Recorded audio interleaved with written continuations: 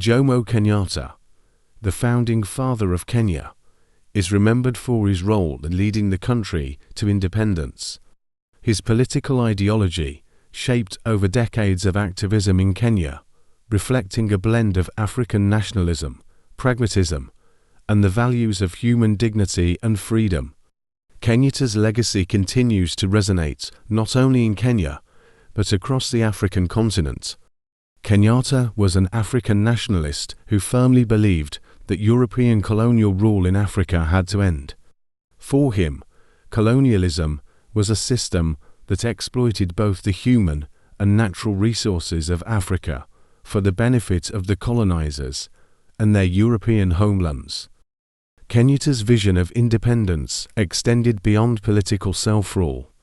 He sought to dismantle the racial divisions entrenched by the colonial government, calling for the removal of the color bar and the racist attitudes of Kenya's white minority.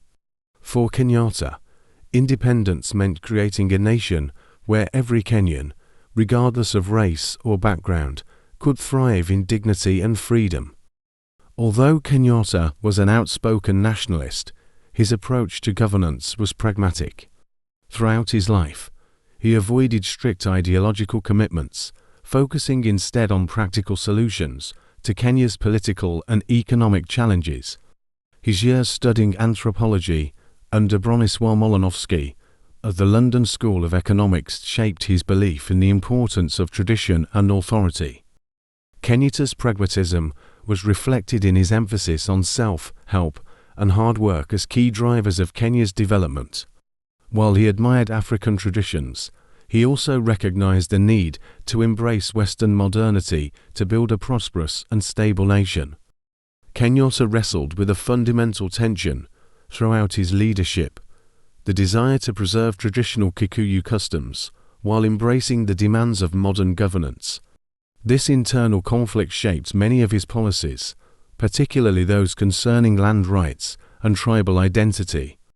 Kenyatta's reverence for tribal society often frustrated his Marxist and Pan-Africanist allies, who saw tribalism as a hindrance to African unity.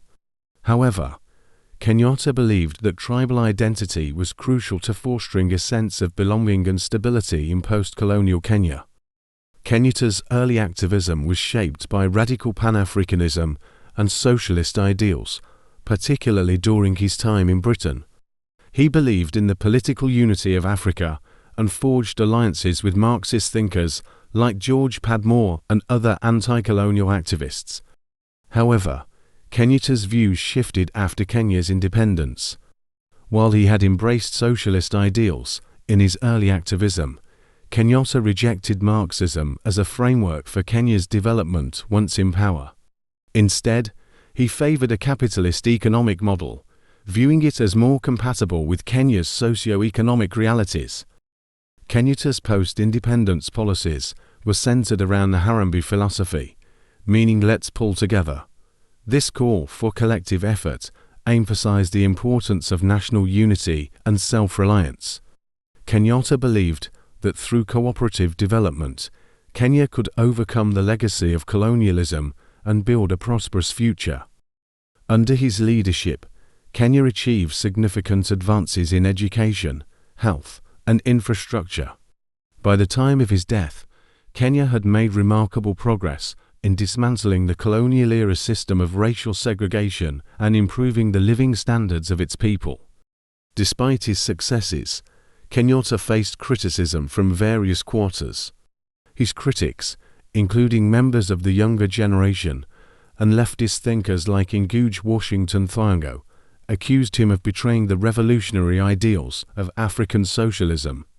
They argued that he had allowed a new Kenyan elite to emerge, perpetuating inequality while sidelining the Mau Mau veterans who had fought for independence.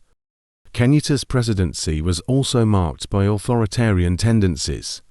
His government suppressed political dissent, banned opposition parties, and maintained a tight grip on power.